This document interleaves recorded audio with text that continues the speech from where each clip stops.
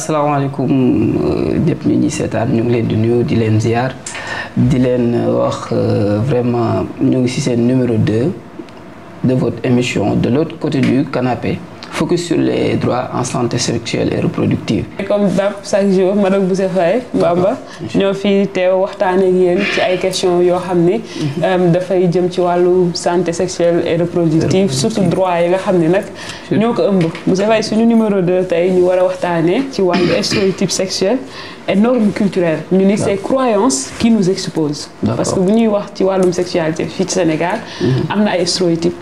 tey booy dégg ñu naan stéréotype sexuel lan la ñu war a xalaat selon toi. ni suñu société di tënkoo. daf ci am yenn idées yoo xam ne yenn perception yenn étiquettes yoo xam ne moom la ñuy jox góor ñi ak jigéen ñi. yooyu nag day lëkkaloo parfois ak tamit yenn normes yi. loo xam ne vraiment dañoo dem ba société bi jàpp ko comme loo xam ne dafa doon yoon. te li ci ëpp ci xelu nit lay jógee rek. ak ci façon bi nga xam ne moom lay gisee ñu ne góor ñi nii lañ war a defee. nii lañ mën doxee nii lañ mel. jigéen ñi tam ñu am fuñ leen dëkkale. am luñ leen askanale te loolu day wéy sans pour autant parfois mu bokk ak li nga xam ne moo am dans la réalité. Effectivement. Voilà donc stéréotype d'une part mën nañ ko en tout cas déggee noonu. mën nañ ko déggee noonu genre daal kon lu nga xam ne moom lañ jaglelee jigéen ñi ak li nga xam ne moom lañ jaglelee góor ñi. indi par exemple tey bu ñu naan par exemple jigéen dafa war a gaaw a jooy wala ci moom en tout cas dañuy xaar mu nooy ci moom dañuy xaar mu gaaw a jooy. góor gi dafa war a dëgër am doole. loolu ce sont des stéréotypes. peut-être basés sur le genre. mais stéréotype d'une manière générale ci fànn wu ne. kon mën nañ fa tudd stéréotype. mais kon tey sur le plan sexuel et reproductif. bon bu ñuy wax wàllu stéréotype surtout sur le plan sexuel lan la ñu war a dégg est-ce que dañu war a dégg ni si aspect sexuel toujours ku góor ki moo war a nekk ku góor moo war a dëgër moo war a toujours avoir des besoins et que ku jigéen ki moo war a toujours nekk à la disposition de l'homme en fait. am na ay normes yu nekk ci ginnaaw. am na une façon de vivre boo xam ne mooy tax saa su ne duñu prendre en compte droit yooyu. yaa ngi dégg yaa ngi koy citer un peu bi nga ñëwee ci l'aspect genre. nga xam ne tey jii bi ñuy wax ci généralité yi. dañuy ñëw ne dans notre société. nit ñuy yare à la base ku jigéen ki moom dañuy fexe mu nekk ku douce. ku docile une femme doit être soumise. obéissante. donc ñun ci loolu la ñuy wax noonu lañ koy yare. norme socioculturelle. moo ngi noonu bu ñuy wax ci ku góor ki ñu la ko góor daa war a dynamique daa war a rationnel. yaa ngi dégg daa war a dëgër. peut-être parenthèse ak keroog sama doom bi def sëy yi dafa ñëw. ne ma suñu monsieur nee na góor day dëgër këcc. waaw. am na tamit artiste bu ko way góor day dëgër. góor day dëgër est-ce que après je me suis mis à penser. góor day dëgër këcc. ma ne ko ok loolu ñaa ko sax yàggoon nañ ko wax ci kër gi.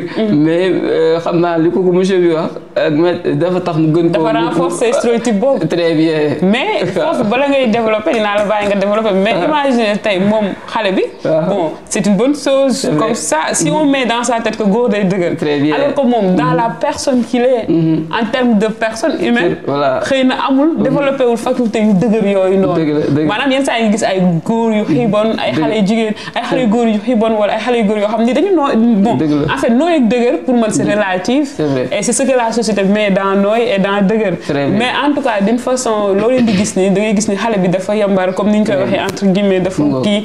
et donc quand on met dans sa tête que góor dafa war a dëgër alors que lui il sait que amul capacité de dëgër yooyu. lui il va c'est parti pour que mu am une vie un peu tourmentée parce que répondre aux stéréotypes là de la société en tant que góor. en tant que góor très bien. loolu tam day comme ni nga ko waxee ndax ñun loolu lañ lay wax. loolu lañ lay jàng góor du jooy. tey jii boo xoolee jigéen ñi gën a sensible góor ñi. mun na am loolu la ndax ñun waxuñu jigéen ñi jigéen du jooy. jigéen buy jooy c'est normalisé. mais góor buy jooy c'est mal vu. c'est mal vu. maintenant nag y a des aspects peut-être positifs d'une part boo xoolee ndax tam ku góor ki il est normal parfois ñu fexe am luñ koy inculquer. waaye tam ku jigéen ki. war naa am tamit luñ ko jox ndax tey jii ci njàmbaaram waruñu ko féetale rek foo xam ne moom carrément day nekk juste koo xam ne par exemple dafay subir rek daal yaa ngi dégg loolu tamit gis naa ne war nañ ko gën a dooleel maintenant nag bu ñu ko yóbbee dans le cadre sexuel nag ñoo ngi wax dëgër fi yaa ngi dégg noonu lañ koy waxee tam dans le cadre sexuel l'homme doit montrer sa virilité. am na ñoo xam ne sax moo leen di pousser ba tout ce qui est ay douceur ak yooyu duñ ko prendre en compte. Et le fait d'exercer cette virilité peut, je dirais parfois, être fatal. Hein? Ça peut évidemment blesser la femme. bi nga xam ne moom dañ naan ko muñal néegu sëy dafa xat sëy dafa metti muñal donc loolu lañ koy wax du coup nag bon c'est vrai que dafa war a muñ. mais nag warul nekk koo xam ne day subir rek. bala ñuy xuus si waxtaan bi xam nga seeti nañ docteur Zane sexologue waxtaan ak moom si stéréotypes sexuels yi abordé nañ également sujet yu bëri et je pense que moom daf ñuy accompagner tout au long de cette discussion dañuy dem ci moom di ñëwaat ci fii et que tax moom mu ngi introduire déjà stéréotypes yooyu te am na itam lu muy wax ci par rapport aux normes socioculturelles dañuy xool loolu ñu ñëwaat. D'accord. Donc je suis ravie de partager ces informations avec vous sur la sexualité. Donc on dit, il faut bien comprendre ce qu'on entend par sexualité. Et pourquoi c'est très important? Parce qu'on dit que la sexualité, c'est le cœur de l'existence de l'individu. C'est l'aspect central. Quelles que soient les dimensions de la vie de l'individu, la sexualité, c'est un point central. D'accord?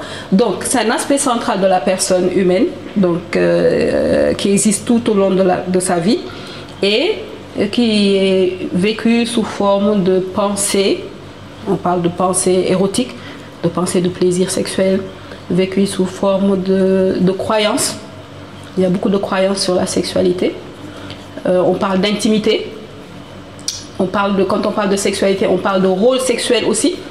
D'accord? Quand on parle de sexualité, on parle de comportement sexuel, d'attitude sexuelle, on parle de valeurs. Vous voyez? Donc c'est vécu, la sexualité est exprimée sous ces formes-là. Penser que parler de sexualité, c'est parler de sexe, les organes génitaux, c'est une erreur. Donc la partie biologique de la sexualité, c'est vraiment une infime partie de tout ce qui concerne les dimensions de la sexualité. Puisqu'on dit que la sexualité est vécue sous forme de croyances, de rôle sexuel, c'est qu'il y a quelque chose qui est très important, c'est comment est-ce que les gens pensent la sexualité, comment est-ce que la sexualité, comment on tisse les liens à travers une relation sexuelle. Donc c'est ça qui nous amène à parler de stéréotypes sexuels. Et vous allez voir que cette notion de stéréotype sexuel est très importante parce que chaque personne a besoin de se sentir appartenir à une culture, a besoin de se comporter en fonction de ce que la culture dit. Et donc, nos attitudes sont moulées à travers ce qu'on voit chez l'autre, à travers ce que dit l'autre. Et ce grand cadre s'appelle la formation des stéréotypes de genre ou des stéréotypes sexuels. Donc, à ce moment-là, qu'est-ce qu'on va dire? On va dire que les stéréotypes sexuels, c'est des croyances sur la vie sexuelle. C'est des croyances sur la vie sexuelle et qui ont pour but de façonner les comportements, la façon de vivre la sexualité chez les individus. Mais on va voir que malheureusement, ce n'est pas toujours positif. Ça peut apporter, il y a des conséquences qui peuvent être négatives. Donc, pourquoi? Parce que c'est une façon quand on parle de stéréotypes, c'est des jugements, c'est une façon de juger les comportements. C'est des opinions, des images qui sont assez simplifiées, parfois même déformées. Le plus important, c'est selon le sexe. Je donne un exemple. Par exemple, pour un sexe, on va dire, je donne un exemple, on va dire que l'expression jigen du bëgg day miin, on dit à la fille qu'elle n'aime pas. Elle va s'habituer à la personne qu'elle n'aime pas. Et qu'est-ce qu'on va dire? Que le garçon, lui, il aime. C'est lui qui choisit. D'accord? Donc, on cadre le comportement du garçon. Il aime, il va choisir. Et la fille, on va cadrer son comportement dans le fait que elle ne choisit pas. C'est-à-dire, si on te donne à quelqu'un, tu dois prendre parce que quelle que soit la personne qu'on te donne, tu vas finir par t'habituer à cette personne et peut-être l'aimer. Et vous voyez que ça peut avoir des conséquences. Et c'est pas vrai, c'est des jugements de valeur. C'est pas toujours vrai. S'il se trouve que je suis une fille, je l'aime pas, peut-être que je vais l'aimer après, mais c'est un exemple qui n'est pas toujours vrai. Donc, on valide des comportements dans la société qui deviennent peut-être des normes après. De ces attitudes-là peuvent constituer l'ensemble des normes sociales. C'est comme ça qu'on pense dans la société et sous le terme de stéréotypes sexuels. On peut dire que un garçon, c'est normal qu'il s'intéresse à la sexualité. Mais on va dire qu'une fille s'intéresse moins à la sexualité. D'accord? Donc, Gorgi, c'est normal, mom góor la, donc il doit sexualité ci mom la fété. Bu dé jigen ñu né non jigen warul wax dara lo xamné ci sexualité la jëm. Mais dafa am conséquence bi c'est quoi? C'est que la fille jigen mi nga xamné amna ses émotions, am li muy yek yef bëgg na waji mais mënu ko exprimer parce que bu ko waxé rek dañu né kon ki baxul du jigen bu bax parce que jigen warul wax lepp lo xamné lepp lu jëm ci sexualité jigen waru ko wax. Tu comprends? Et ça a des vraies conséquences dans le couple, hein? Ça a des vraies conséquences dans le couple. Façon jugement de valeur yoy ñuy jox, façon comportement yi ñuy wax né yow mu jigen bu baax ni ngay def, goor bu baax ni ngay def. Jigen bu baax day tok goor fokki fekk ci ko. Conséquence bi moy lan moy et on le voit dans la sexualité des personnes adultes.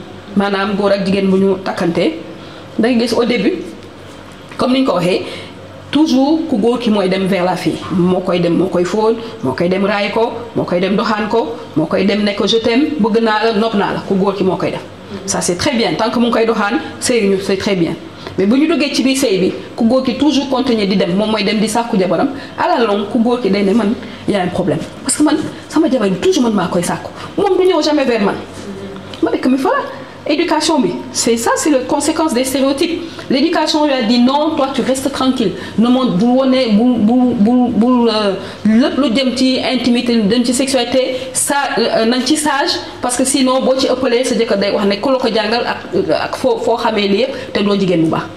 Mais dans le mariage quelques années après di nga gis ne que ku góor ki dina soxla ku jigéen ki di ko sàkku di ñëw ci moom di ko won cofeel di ñëw di ko bëgg a fóon di ñëw di ko bëgg a raay parce que loolu expression wu que ku jigéen ki su ko defee daf may wan man mii góor ne kii nopp na ma comme ku góor ki su ko defee daf koy wan ne moom mii ku jigéen ki day am assurance que jëkkëram su ko defee dafay am assurance que jëkkëram nopp na ko donc jigéen ni muy soxlaa manifestation cofeel ci jëkkëram manifestation ne bëgg naa la manifestation ne am naa envie am rapport sexuel ci ak yow góor loolu lay soxla aussi ci jabaram wala ki mu nekkal mais éducation bi conséquence ou stéréotype yooyu dafa wala jugement yooyu nga xam ne dafa tënk ku jigéen ki pour mu am un comportement boo xam ne daf mën-mënam yépp daf koy naj day naj mën ku jigéen ki mais ku góor ki côté boobu mën na ko exprimer ki nga xam ne ku góor ki dañ ko ne bul wonee say émotion ci biir sëy bi ku jigéen ki mu ngi bëgg ku góor ki won ko cofeel mu ne ko déedéet parce que su ma ko wonee cofeel day foog ne dama ñàkk fayda loolu conséquence la d'accord donc loolu il faut ñu teel ci waxtaan ak couple bi ne ko sa jabar boo ko nobee ne ko nob naa la sa jëkkër boo ko nobee ne ko nob naa la góor ni mu soxlaa jigéen ni mu soxlaa jëkkëram ne ko nob naa la loolu la góor soxla jabar ji ne ko nob naa la góor bu nobee bu mu ko naj na ko wonee na ko won jabaram surtout de bu mu dem wonee ko ci biti de na ko wonee ci biir kër gi bu mu ragal ne jabar ji dafa ñàkk fayda dañuy ne góor dafa soxla jigéen góor dafa soxla jigéen ñu ne nag en général jigéen mën na bañ a soxla góor non loolu dëgg muy góor muy jigéen muy doomu aadama moo soxla góor pas soxla góor dans le terme de la sexualité de parce que li muy indi comme conséquence mooy croyance bi nga xam ne dañu ne ku góor kii jëkkër ak jabar bu ñu nekkee par exemple ku góor ki bu soxlaa jabaram dafa war a accepter parce que dafa soxla dafa bëgg a sëy ak ku jigéen ki su ko defulee mun na ci feebar. mais ngeen xalaat ne c'est pas la même chose ci jigéen c'est la même chose ci jigéen boo xam ne bëgg na sëy ak jëkkëram te jëkkëram nanguwul loolu ici day gaañ ku jigéen ki. comprendre nga d'autant plus que gaañ bi mooy lan mooy c'est-à-dire boo amee envie sëy manifestation excitation sexuelle yooyu dafa am doole ba nga xam ne lii normal mooy boo amee envie sëy ngeen nekk di fonante di raayante di def ay préliminaire doole excitation boobu li koy wàccee mooy nga jaar ci épisode daanu. d'accord donc ñu ne la léegi ku góor kooku su jaarul ci daanu daf koy feebarloo mais jigéen aussi bu yaramam tàngee ba mu excité nga nekk ak moom excité ko moom bu jaarul ci daanu moom tam yaramam day def comme ku góor ki dafay soxla daanu bi mais côté boobu ci jigéen bi kenn du ko tuddal kenn du wax ne moom tam soxla na loolu. stéréotype yi moo tax ne dañuy wax ne que jigéen c'est pas grave mais ku góor ki moom soxla na ko jigéen bi soxlawu ko est-ce que vous avez compris ah donc. conséquence bi mooy lan mooy koo xam ne takk na jabaram dem gàddaay 10 ans bàyyi ko fi ñu foog nekk jigéen bi mun na téye noonu boppam non soxla na cofeel soxla na manifestation cofeel d'accord donc su fekkee ne may nañ ko mu dem 10 ans jël jigéen bi dencal ko ça veut dire que ñu ngi néewal capacité jigéen soxla jigéen bi nga xam ne soxla na cofeel ak soxla na intimité ak jëkkëram dañ ko effacer. et ça c'est pas normal dañ ko invisibiliser c'est pas normal. waaw mooy lu muy indi mooy yow dem nga mais moom itam mu ngi am fii beneen partenaire wala léeg-léeg mu jur si sax doom mu nekk problème au second plan c'est-à-dire donc stéréotype mooy da ngay jël da nga stéréotype sexuel wala stéréotype de genre da nga jël góor ne ko lii mais à côté nga jël jigéen teg ko lii mais li nga teg ci ku jigéen ki dafay écraser ku jigéen ki dafay tax ba ku jigéen ki capacité développement capacité.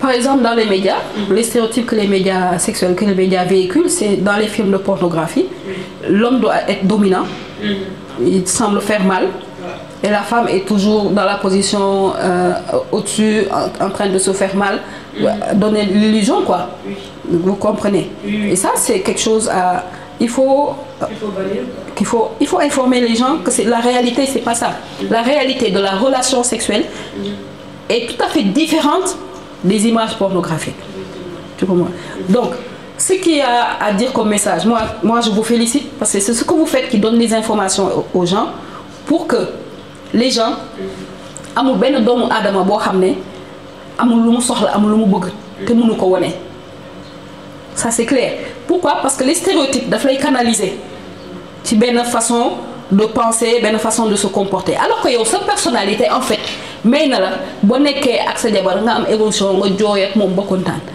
mais boo toogee ci li ñuy véhiculer ci dëkk bi nga ne non man dama war a diñ tu vois wala man maay chef bi li ma décidé loolu nga war a def yow waruma tenir compte de ton avis par exemple il y a beaucoup de femmes qui disent que pendant les préliminaires dañu bëgg préliminaire yoo xam ne day yàgg mais ku góor mu ne noonu loolu yëfu tubaab la non man sama yaram su ma tàngee rek dama ciy dem xam nga ça c'est l'idée de la domination et d'y aller directement parce que je suis en érection donc c'est pour la pénétration tu vois donc il faut ñu joxe information que non parce que même comportement boobu moom mii ku góor ki bu yàggee quelques années après dina bëgg mu dem du dem parce que dina gën a soxla préliminaire avec l'âge da ngay gën a soxla préliminaire comme tàmmoo ko bi nga nekkee jeune di nga boo demee ba nekk mag di nga am blocage pour am satisfaction donc il faut ñu am information bi il faut ñu permettre il faut ku am la vraie information aussi il faut pouvoir informer les jeunes sur ces stéréotypes mais ça l'école a un grand rôle là-dessus pas seulement les familles mais l'école a un grand rôle là-dessus parce que boo buggee déconstruire dans les communautés l'école peut être un relais ou les organisations dans les communautés ça peut être un relais mais pour les jeunes actuellement c'est Internet moo leen di initier à la sexualité avant on avait d'autres mécanismes d'initiation à la sexualité maintenant c'est Internet nañu xam ne que li ñuy wone dans Internet par la pornographie ce n'est pas la réalité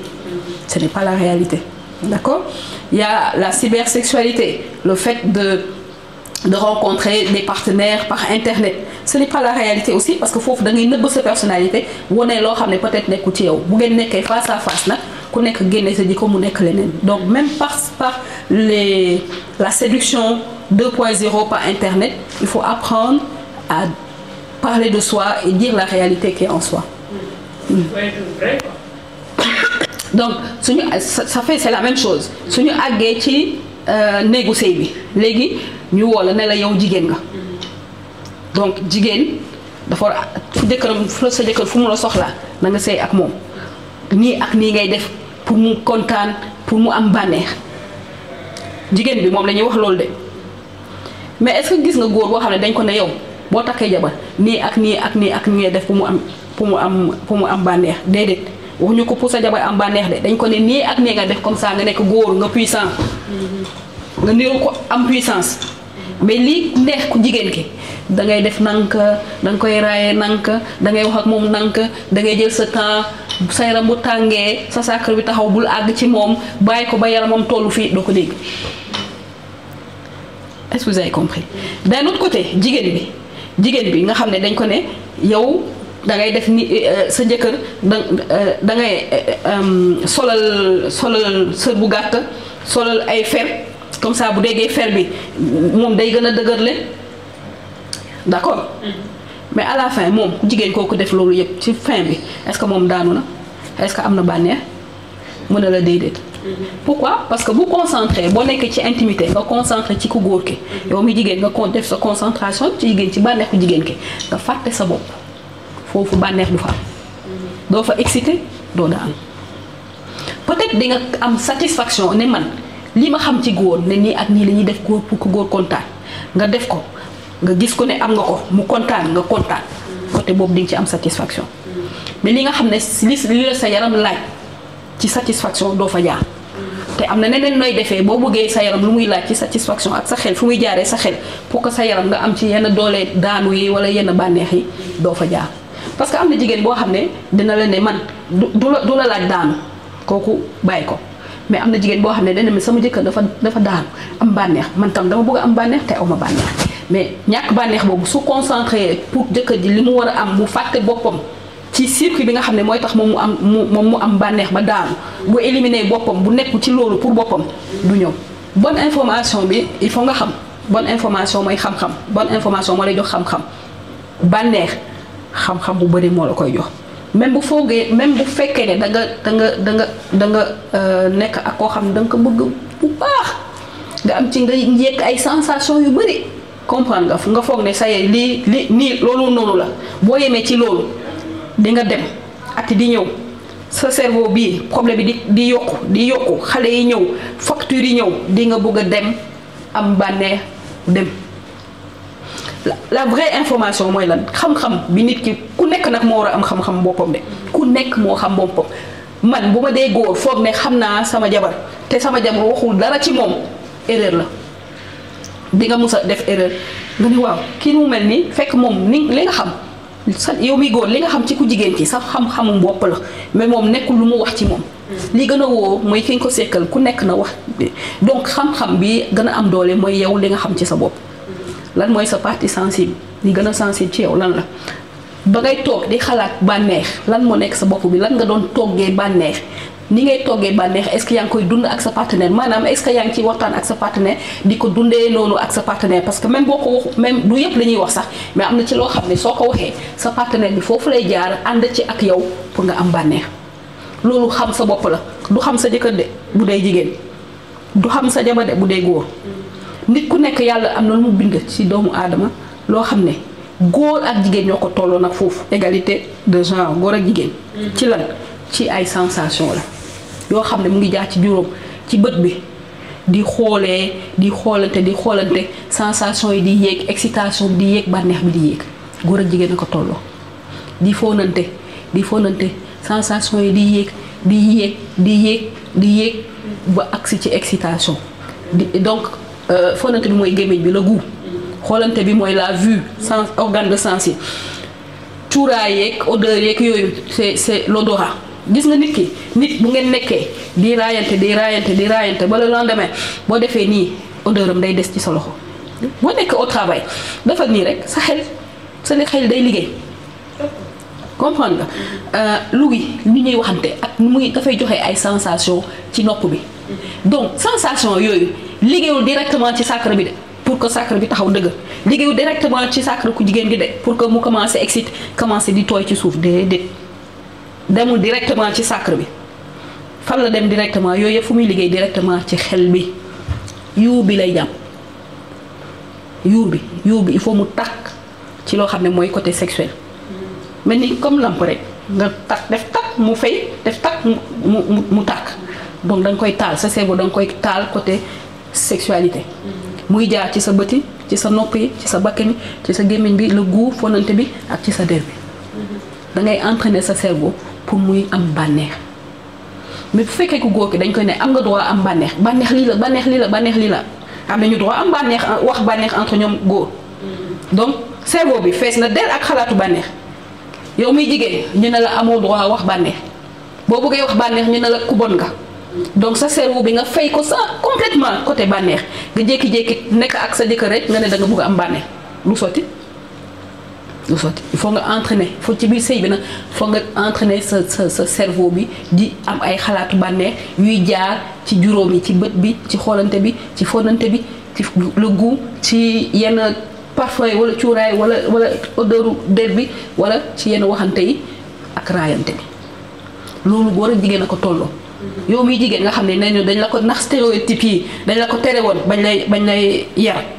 da ngay dugg ci néegu sëy di nga ko jàng forcément foog nga jàng boo fa jaaru doo daan ku góor ki peut-être ñëw na ak moom su ñëwul ak moom parce que dafa sage parce que am na ay góor yu sage parce que dafa sage parce que jaar na daara ba amul temps amul woon nekkuñu woon ci copain seen entre ñoom seen copain du ñu doon wax yooyu donc cerveau bi sensibilisé wul ci bànneex moom tam bu duggee néegu sëy il faut ñu dugg ñoom ñaar ci exercice boobu est-ce que comprendre nga jigéen am na droit am ay sensation jigéen am na droit daanu jigéen am na droit am plaisir.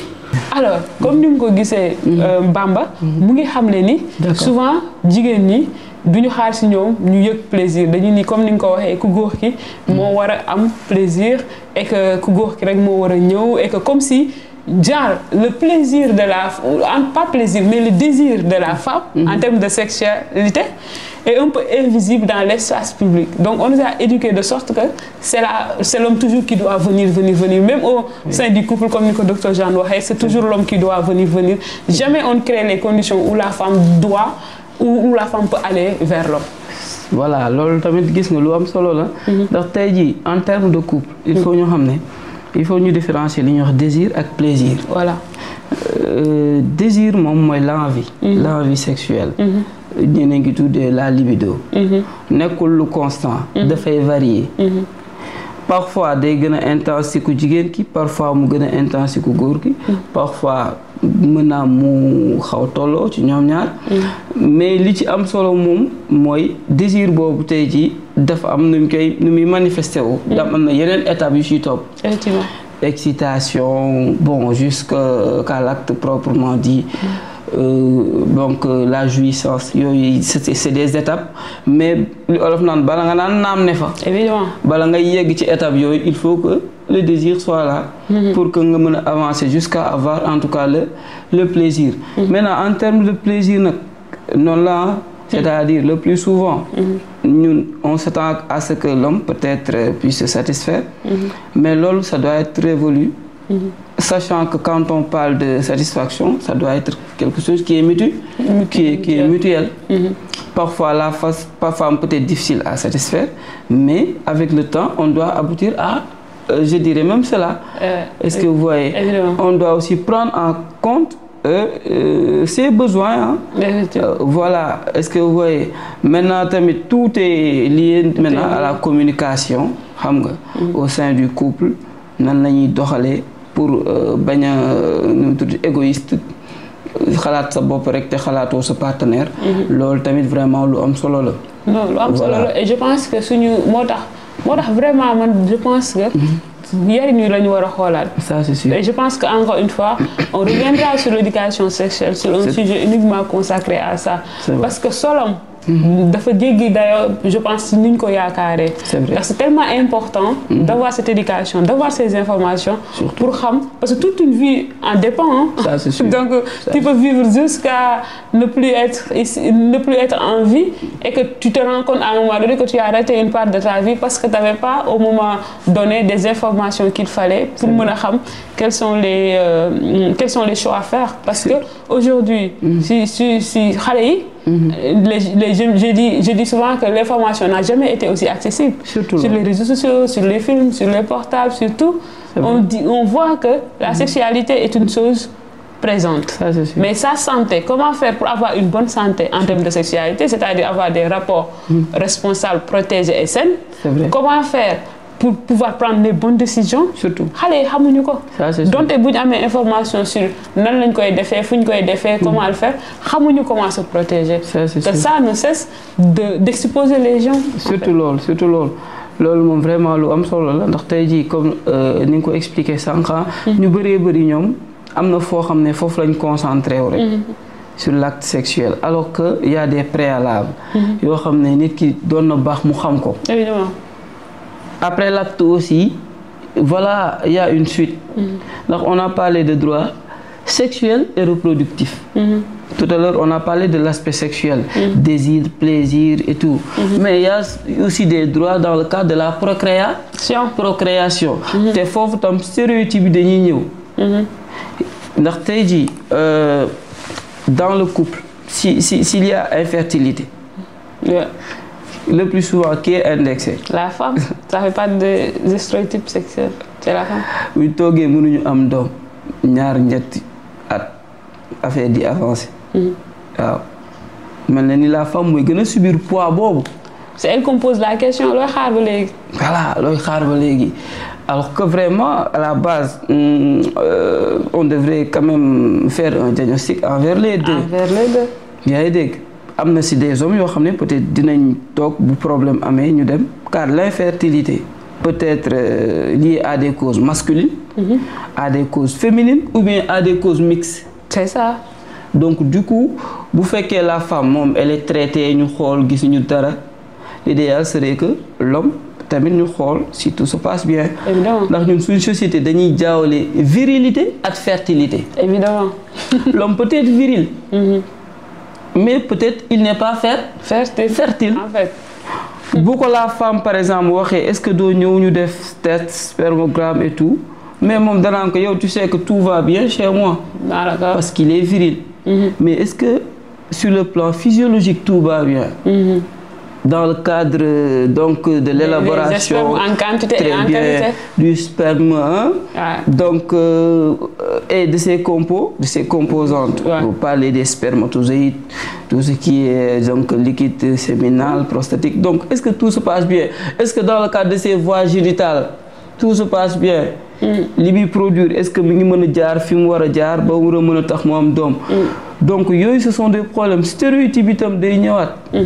bu ñu wax ci lu demee ni la contraception. yaa ngi dégg. car il y a un pouvoir de décision boo xam ne am na kuñ ko féetalee. ci wàllu doom yi mu bëgg. yaa ngi dégg léeg-léeg sax ñu gis koo xam ne besoin la ci moom mu def PF. mais de l'autre côté ça peut poser problème. Maintenant nag y a des avancées yu am léegi ndax on a créé l'école des maris. Oui, mais Bamba loolu yëpp ça montre que comme li ñuy wax rek c'est systématique. Parce que nous sommes dans une société patriarcale. Et que moi de là où je suis avec mes positions et mes principes. lu may gis mooy cette obsession que la société d'une manière générale mais les hommes particulièrement ont sur le corps de la femme, c'est comment contrôler en fait l'activité de procréer de la femme. Parce que li xaw a paradoxal mooy ku góor ki ëmbul en quelque sorte. ku góor ki ëmbul en fait donc 90% ou en tout cas 60% en tout cas l'activité ou les dispositions qui permettent d'avoir des enfants ci ku jigéen ki la kii. Donc kon tey boobu amee xale bi ci sama corps lay nekk. ci sa man lay nekk. maay jafte maay jur lan moo tax. la décision ne me revient lan moo tax décision bi du ma revenir lan moo tax à 70% voire 80% c'est à l'homme de dire ok il faut que mu am doom wala il faut que du am doom il faut que mu rapprocher il faut que du rapprocher ba nga xam ni pour faire la planification genre permettre à la femme de dire que j'ai le besoin sexuel mais je n'ai pas encore ce besoin de reproduction. C'est vrai. Femme bi amul droit boobu wala si suñuy normes socio-culturelles ce droit là de la femme n'est pas respecté.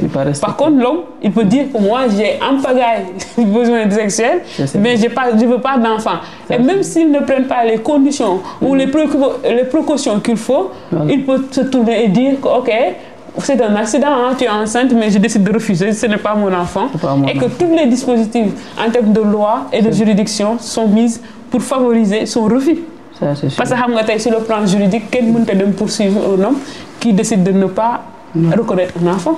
Voilà. Donc kon loolu yëpp su ma waxoon d'une manière générale damay gis l'injustice imposée par un système patriarcal. Et donc loolu dafay tax ba tey par rapport ak li ñu doon wax s'il y a infertilité dañuy gis ni souvent ku jigéen ki mooy njëkk a dem déjà le premier pas bon rare. D'accord. C'est parce qu'il y a des exceptions bien sûr il y a des hommes qui sont culturés qui savent quoi. C'est vrai. Mais en tout cas xam naa sur 100 peut-être 70% yi ku jigéen ki mooy njëkk a def le premier pas dem ci médecin man de bi ma seeg léegi am na ñaari at parce que le regard de la société c'est elle qu'on pose jamais on dit bon rarement nga gis ay collègue u Samba wala collègue u Demba di ko taquiner mais grand looy xaar mais souvent c'est à la femme qu'on demande qu'est-ce que tu entends. Ça, c'est sûr. Et donc ku jigéen ki mooy njëkk a dem ku jigéen ki mooy njëkk a def traitement et il peut se trouver même que si feebar bi comme ni nga ko waxee nekk si ku jigéen c'est vrai. pour ñu convaincre ku góor ki rek xool ko rek c'est dans le cadre des infections surtout sexuellement transmissibles. C'est vrai. Dans un couple ou dans un couple de 3-4 femmes il y a un problème là-bas quand il y a infection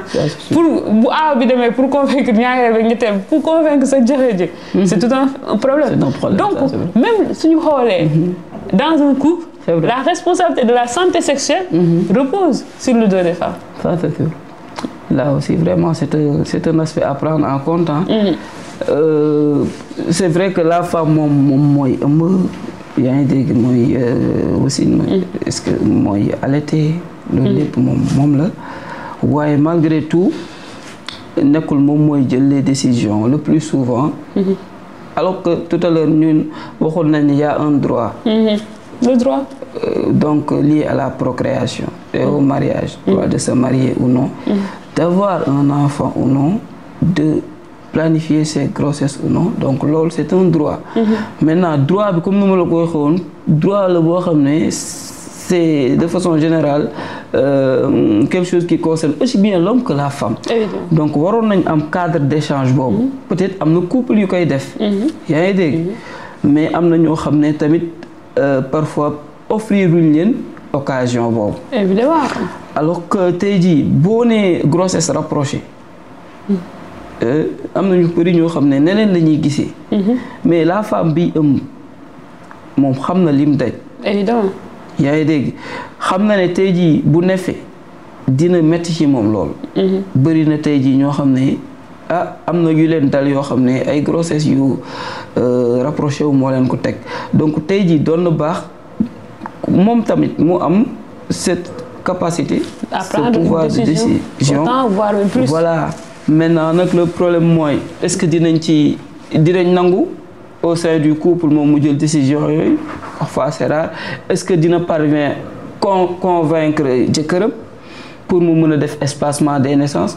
Car c'est un thème perception et acceptabilité des hommes sur la PEF. Et je pense qu'on va amener un sujet aussi consacré Surtout, à la planification familiale, si épisode dans le cadre de notre focus qu'on va faire sur la santé sexuelle et reproductive, sur ses droits aussi. Surtout. Je pense que série d'émissions bi dina ñëw ci aspect bu ci nekk parce que focus lañu wax.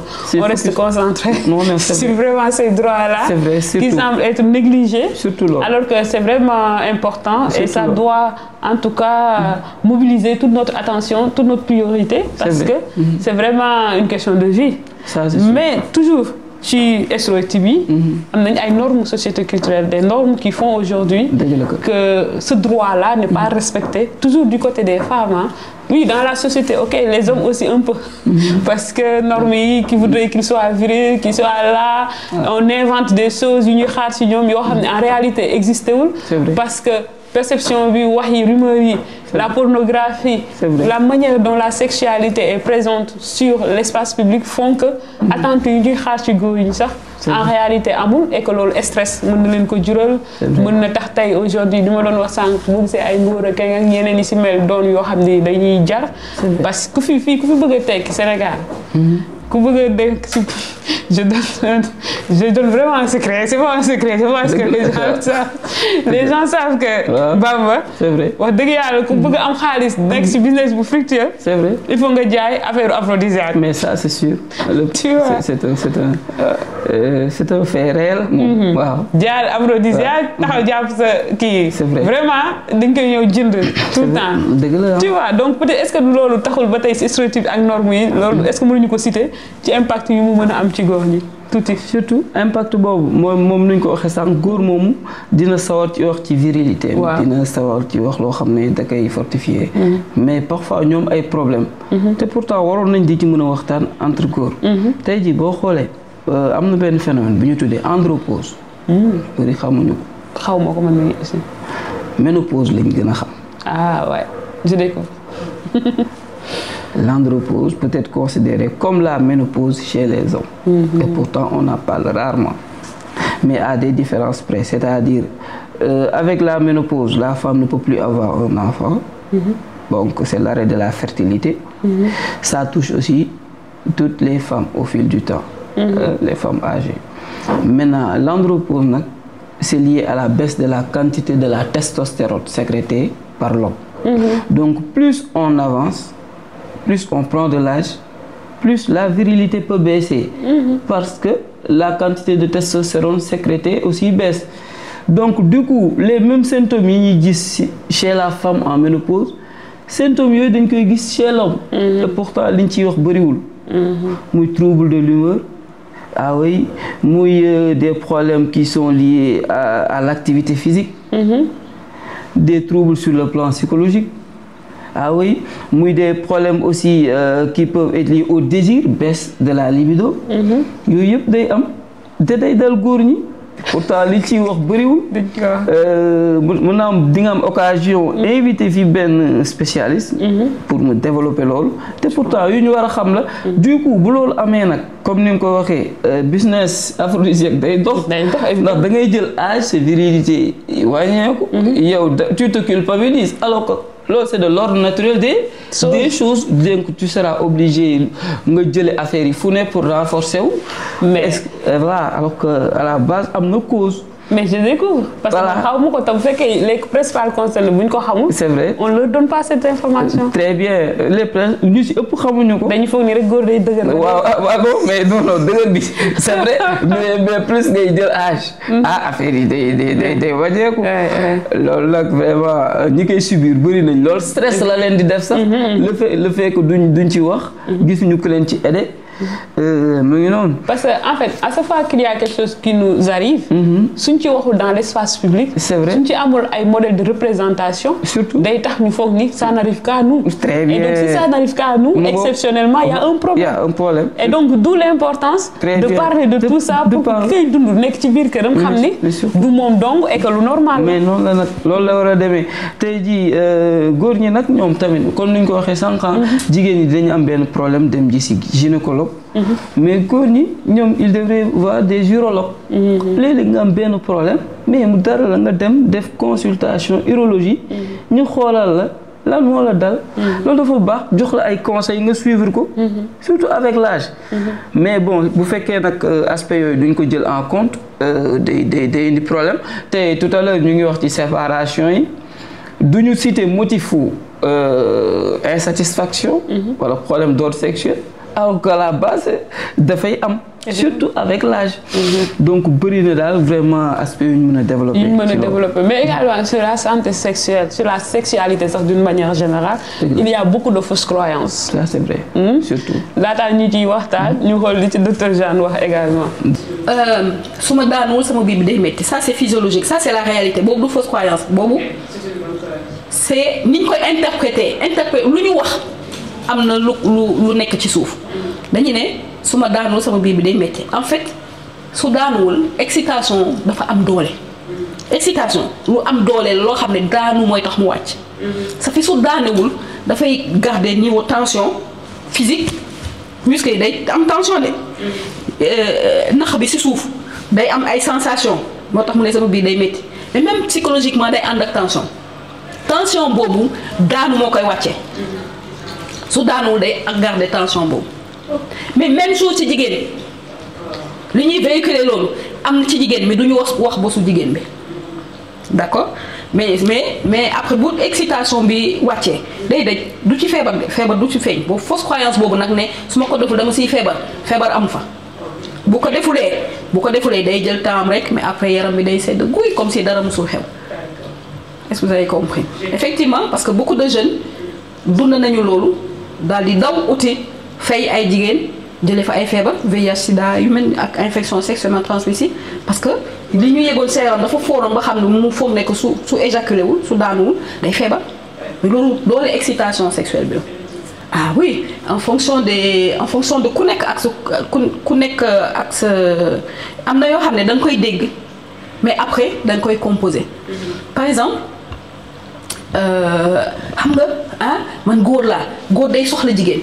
c'est pas vrai jigéen day soxla góor à ce moment-là kon bu boobaa jigéen aussi soxla na góor parce que day am ay sensations mais sensations yooyu soo ko amee boo jëlee sa temps dawal nga jël glace sotti ci awra bi nga xool day wàcc de est-ce que comprendre nga wala su ma am su ma nekkee ci situation boobu dama war a dem uti jigéen même quitte à ce que ma fay non c'est pas vrai boo excité nga bañ a boo excité noonu ba pare nga bañ a masturbé wu sax. da ngay jël ndox mu sedd guy nga sotti ci sa awra bi léegi mu wàcc waaw wala nga dem defi sport boo dawee escalier étage 2 étages daw wàcc léegi mu wàcc mais il faut nga xam ko pour mun ko def soo ko xamulee da ngay nekk ci yenn xalaat yoo xam ne daf lay bloqué sax doo gis yooyu yëpp leen rek ngay xalaat peut-être boo amul partenaire mooy def masturbation. C'est des croyances qui nous explosent. Il y a beaucoup de croyances hein. Gis nga am na couple yoo am na góor yoo xam ne par exemple surtout avec l'avènement de la pornographie dañuy ñëw ne la man sant naa ni man dama faible d'accord mais li tax ma gën a ñëw mooy su fekkee daal aw ma sax solution man dama bëgg a libérer sama jabar parce que bëgguma ko gaañ. ma ne ko lan moo tax nga mu ne parce que ñun loolu la ñuy wax parce que ñun man loolu laa dégg ni ñu di wax pour près yow bu fekkee da nga faible pour bañ a gaañ keneen ki à la limite faut mieux nga libérer ko ma ne ko déedéet ku nekk am na droit faible dina la dab un jour ou l'autre c'est ça le problème góor boo xam ne da ngay toujours nekk nii en performance mënul nekk d'accord am nga droit faible boo amee droit faible mun nga dem ñu jàppale la dem consultation ñu wax la lii ak lii moo tax mais pas nga libérer sa jabar et puis day am pour ñu libérer seen jabar yeneen fausse croyance yi mooy li société gëmul ci sexualité mooy lors du premier rapport sexuel li société bi xamul que lors du premier rapport sexuel góor mën na stressé ba du taxaw may ñu góor que pour le premier rapport sexuel que mu am problème li ñu may góor mooy premier rapport sexuel dafa war a taxawal dafa war a àgg ci jabaram am na ñoo xam ne situation ba dafa leen di stressé ba duñu mën a taxawal ñu ne ko xala la fekk du xala suñ ko mayoon mu tëdd nelaw ba 2 jours après wala 3 jours après sax day fonctionner comprendre nga li nga xam ne dañu ne jigéen premier rapport sexuel bi il faut mu nàcc premier rapport sexuel day métti il faut mu nàcc mais c'est pas vrai c'est une fausse croyance vous avez des femmes qui vous disent premier rapport sexuel non seulement nàccu ma mais am naa ci bànneex vous avez compris ça fait que jigéen bi nga xam ne toute son adolescence dañ ko ne dafa dégg ne day métti mu ne la sama copine dama dégg ñu naan day métti day nàcc kooku premier rapport sexuel nu muy def day bëgg a dee day bañ sax day bañ li ñuy wax mariage non consommé day bañ premier rapport sexuel ndax ci ndax jaaxle du bëgg a def premier rapport sexuel parce que dañ ko ne day métti et le pire c'est qu'il y a des hommes qui croient en ça le fait que mu def premier rapport sexuel le lendemain du mën a dox mais c'est parce que daf koy dégg dans la société ñu koy véhiculer moom itam mu def la même chose mais c'est pas lié exclusivement c'est pas parce que dafa def premier rapport sexuel moo tax le lendemain mënul dox ça ne fait pas mal ça ne saigne pas bu fekkee jël nañu seen temps su fekkee ku góor ki jël na temps ba ku jigéen ki pare yaramam wane na ne pare na am na envie waroo ko def noonu premier rapport sexuel doo ko def noonu alors que xale mu ngi ragal déedéet jigéen bu mu nekk ci condition boo xam ne dafa ragal préparation le premier rapport sexuel dañ koy préparer moo tax jébbal yi ñuy fa def à la façon yi il faut c'est une forme de violence hein il faut ñu koy bàyyi petit à petit parce que parents yi ñooy xaar loolu ci seen doom parents yi nga xam ne xaaruñu loolu ci seen doom du naaj te du métti da ngay mel ni jàng comme ku mel ni ku deful woon premier rapport sexuel donc c'est une femme qui a déjà eu des rapports sexuels. Oui. On va quand même parler d'une notion très importante qu'on appelle le sexisme, le stéréotype sexiste. Quand on dit stéréotype sexiste, c'est des attributs dafa nekk loo xam ne benn sexe lañ ko jagleel maanaam la fille jigéen dafa war a vierge ñu waxee vierge ci wolof sax jigéen dafa war a vierge lors du rapport sexuel jigéen bi warul am rapport sexuel avant le mariage. loolu c'est un propos c'est li ñu koy wax ñu ngi koy tuddee stéréotype sexiste. parce que ci benn sexe lañ ko wax alors que stéréotype sexuel dañ ko wax ci ñaari stéréotype sexuel dafa am lu ñu pour même phénomène bi am na lu ñuy wax ci ku góor ki am na lu ñuy wax ci ku jigéen bi stéréotype sexuel par exemple émotionnellement c'est ci ay say sensations sa capacité wane li ngay yëg dañu ne ku góor ki nëbbal say émotions nëbbal sa kontante ñu ne ku góor ki de façon ñu ne ku jigéen ki moom am na droit jooy bu amee lu ko métti am na droit jooy ku góor ki dafa war a dëgër amul droit jooy donc lii la ñu wax ku góor ki lii la ñu wax ku jigéen ki pour même capacité à nga am ay yëg-yëg am ay émotions ñu ne la ku jigéen ki nii am na droit jooy ku góor ki amul droit jooy loolu mooy stéréotype sexuel par exemple. bu dee stéréotype sexiste nag bu dee quand c'est sexiste c'est beaucoup plus violent parce que dañu jël benn sexe rek jégleel ko loo xam ne loolu daf koy dégrader en fait day dégrader ku jigéen ki comprendre par exemple l'expression mal baisée jigéen boo xam ne day déconner et tout ñu ne parce qu'elle est mal baisée est-ce que mos nga dégg ñu wax ko ci góor ci jigéen kese la ñuy wax ça c'est du sexisme et c'est dégradant.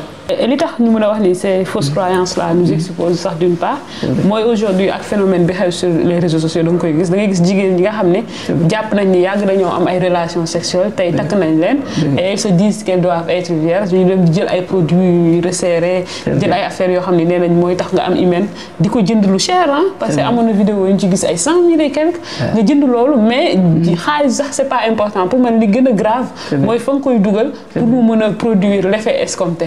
Est-ce que loolu tamit yaa ngi exposé sa bopp parce que à la suite de ça mën nga am ay cancer lu nekk mën nga ko am. mais ça c'est sûr loolu moom vraiment bëri na ñu ciy wax. am na ñuy tudd ce qu'on appelle la virginité artificielle. artificielle voilà c'est ça. maintenant nag foofu tamit am na ay mythes yu ci am. évidemment ndax de nos jours am na ay pratiques yoo xam ne peut-être avec la médecine des avancées. permettre nañu xam ne mën na am quoi. yaa ngi dégg am na lu ñuy wax l'hyménoplastie. réparation de l'hymen. am na ñu koy def dans le cadre chirurgical. mais quant à jël ay produits jël yeneen jël yoo xam ne da nga koy mettre au niveau des parties génitales. pour mu resserrer wu bon doo mun ne amul. waaye ñàkkul li muy yàq mooy ëpp li muy defar. effectivement ndax jigéen ak ni muy bindoo.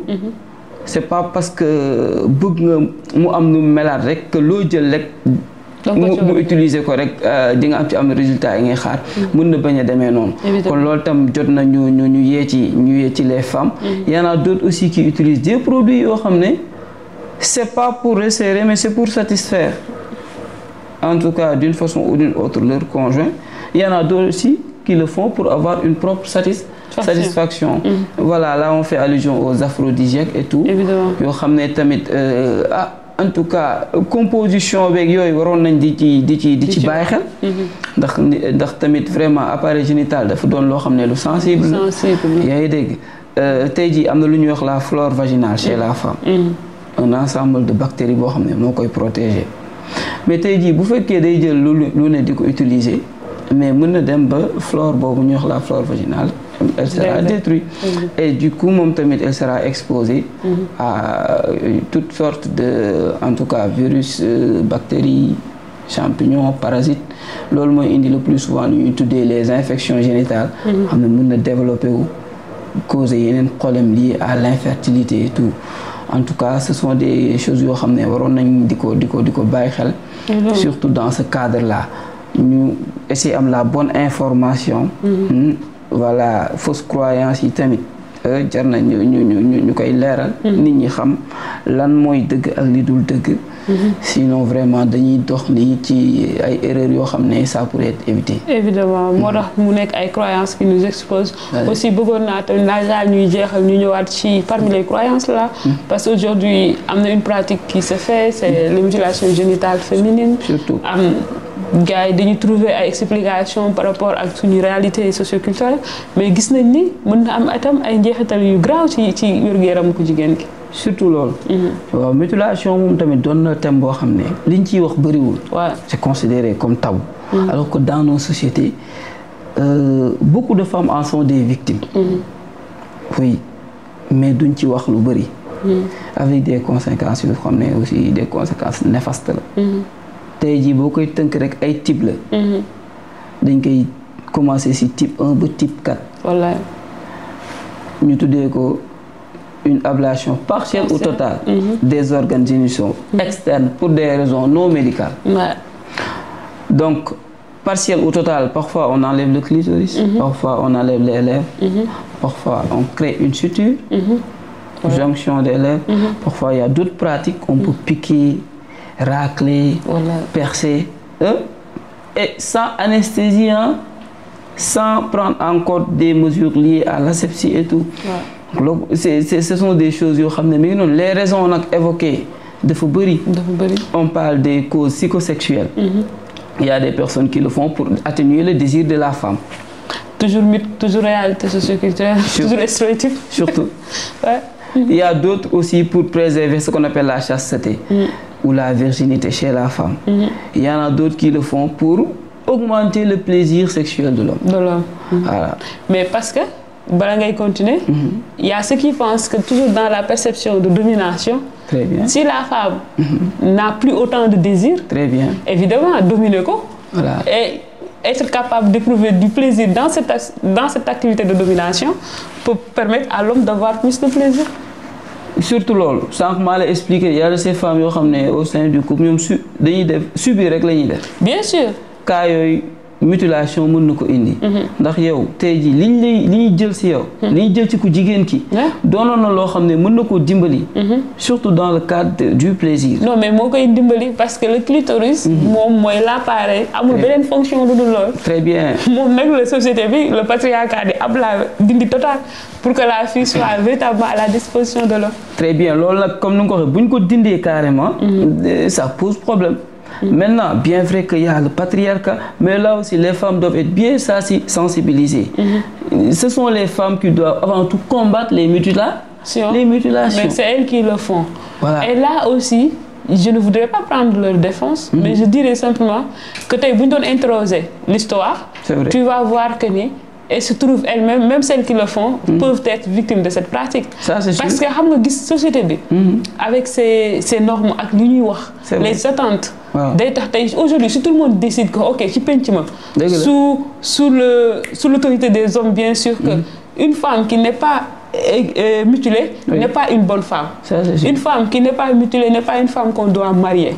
Une femme qui n'est pas mutilée n'a pas reçu une bonne éducation et que sa maman n'est pas une bonne mère. C'est vrai. Si on met ça dans la tête des femmes, évidemment, elles vont se retrouver à le faire.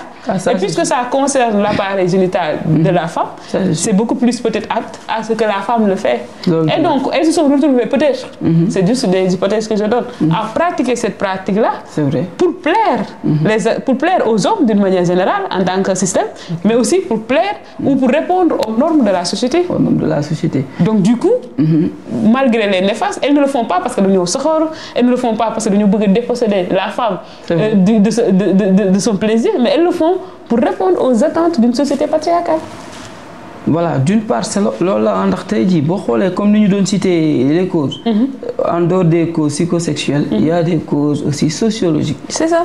C'est-à-dire, nous les considérer comme des rites de passage, mais aussi nous pour ce qu'on appelle le conformisme social. C'est ça, ça le cas. Voilà, du moment où tu dis beaucoup de tu es stigmatisé, écarté, pour mieux intégrer la société, le cercle des femmes. Des femmes vertueuses. Vertueuses, très bien.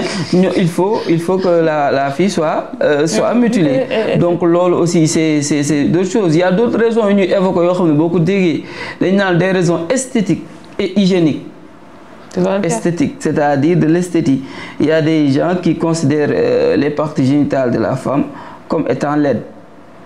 C'est le système patriarcal. Pas beau à voir. Hein? Donc, pour des raisons esthétiques, il y a d'autres aussi qui considèrent la femme comme étant impropre du fait des sécrétions qu'elle voit et tout.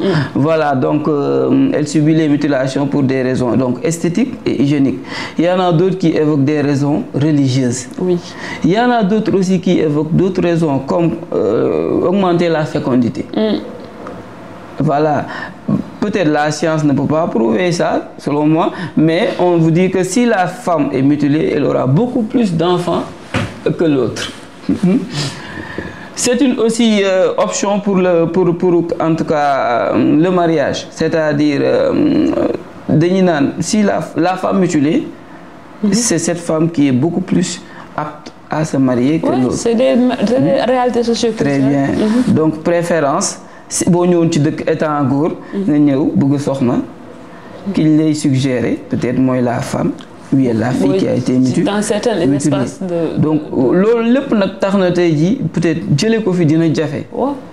Day laal norme yu ñu doon wax day laal tamit stéréotype yu ñu doon wax sànq il y a un lien boo xoolee évidemment est-ce que ouais maintenant nag conséquences yi moom du jeex ndax dafa am lu ñu conséquences à court terme et des conséquences à long terme. Il y a ce qu'on appelle autres conséquences. Court terme, c'est simple, hein? Douleur de la femme, évidemment. Saignement. Est-ce que vous voyez les réactions à l'instant, des problèmes d'ordre urinaire, des infections qui se développent rapidement. Donc là, ce sont des conséquences à court terme. Ici, ajoute le choc de créer traumatisme, voilà, psychose. Il y a des conséquences à long terme. Moi, toucher l'aspect peut-être reproductif. Mais avant tout, même sexuel. Alors, tu dis, vous faites que vous avez 6 ans, tu as 22 ans, vous marié, il y a des conséquences liées à l'acte sexuel. Évidemment. Sensation de plaisir. Évidemment. Douleur. Évidemment. Insatisfaction. Voilà. Vous nous dites l'aspect sexuel, nous avons l'aspect reproductif. Comment se déroulera la grossesse de mi portée? Est-ce que vous voyez, nous ne poser problème, surtout lors de l'accouchement, sachant que les parties génitales sont rétrécies, l'accouchement sera dystocique le plus souvent, et les conséquences peuvent toucher aussi bien la mère que l'enfant, et puis ça peut être une chaîne de conséquences. Après, aboutir. Ici, ajoute des cas liés au VIH. Voilà. le même matériel qu'on utilise dañ koy partager pour beaucoup de personnes. Des problèmes voilà donc d'ordre pelvien. Est-ce que vous voyez cancer yi, col de l'utérus et tout, on sait jamais. Donc mutilation moom doon loo xam ne vraiment def naa war nga ko utal point à part dans les ci war a développer bëri na. Oui, et surtout sur les grossesses précoces, les mariages forcés. Loolu aussi ça fait pas des normes qui nous exposent. Surtout. Mais également c'est un sujet aussi boo xam ni on va y revenir. Surtout qu'est-ce qu'on appelle entre grossesse non désirée, grossesse précoce. Parce que des termes, c'est des choses qui ont des rapports avec les droits en santé sexuelle et reproductive. Ça, et on n'en parle pas souvent parce que xamuñu les tenants et les aboutissants dañ leen jël yëpp rek dugal ci benn saako gàddu. Alors que ñu ngi gis ni depuis suñu épisode numéro 1 que pàcc par pàcc la et que si on prend le temps qu'il faut pour def ci jàngat ba ca war dinañ gis ni bu ci nekk am na lu mu ànd wala lu mu wute ak leneen. li ñu naan li duuf ci nag bi yëpp xajandool ci cin bi moo ci nekk waaye comme ni nga ko waxee pàcc par pàcc lay doon ci añ togg ci reer. moo ngi doon wax dañ koy dog-dogee rek def ci repas yu bëri. macha allah vraiment ñu ngi leen di santaat bu baax di leen gërëm si occasion bi ngeen ñu may. jaajëf ak tamit échange bu riche bi ñuy def tamit dans ce cadre là. c'est ça ñu ngi nuyu ñëpp di leen ziar jërëjëf. d'accord donc ñu bàyyi leen ak docteur Jean ci intervention bi mu def di leen jox rendez-vous bientôt ci seen beneen émission de l'autre côté du canapé focus sur les droits en santé sexuelle et reproductive. jërëjëf. dans nos sociétés xam nga ñun suñu société suñu culture dañu ànd ak ay valeurs. Il y a des valeurs. Sexualité, en fait, quand on parle de sexualité, par exemple, adolescents, disons 15-24 ans, valeur, valeur, il faut que tu aies cette valeur, pudeur. Pudeur, qu'est-ce c'est très important. Mais si tu négocier, si tu négocier,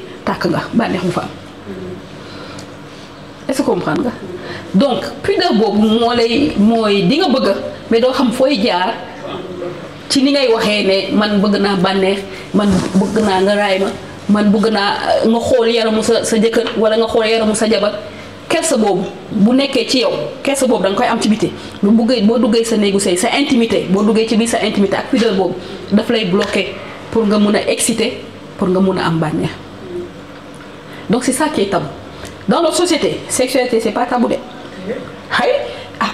Bon demain marché, fait que y pour bin pour y wodo, fait que façon chouray, ak tout yi yo xamné man ñëmewuma sax wax fi façon ñu koy waxé non.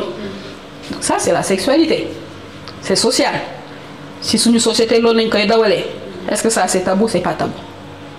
Mais bo démé ba bolé goor ak jigéen ku nekk war a wax say sensation say yëg-yëg problème am nag foofu mooy tabou bi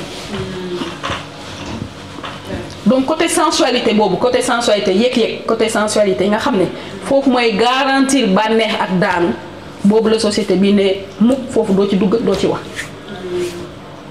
mais du fekkee lu dul faire plaisir à l'autre tax keneen ki am bànneex di def ay manières pour capter ko pour attirer ko mooy séduction mooy jonge boobu c'est pas tabou voilà partie jonge bi c'est très bien mais bu ñaari yaram yi laalante jonge jeex na lan mooy dugg sensualité les organes de sens foofu moo tabou nag foofu la kenn du waxati te foofu nag la ñu war a wax pour que satisfaction bi nekk au bout ku nekk xam sa morom et ça c'est les stéréotypes c'est ñi tabaxee stéréotypes yi jigéen ñi ni ñuy waxee jigéen ni lay comporté woo góor ni lay comporté woo mooy indi yooyu moom la ñuy wax ku jigéen ñi lu muy def c'est pour ku góor ki lan la am pour moom alors que duñ ci wax alors que le secret mooy il faut nga am lu bari ci yow il faut nga am lu bari pour yow li nga am pour yow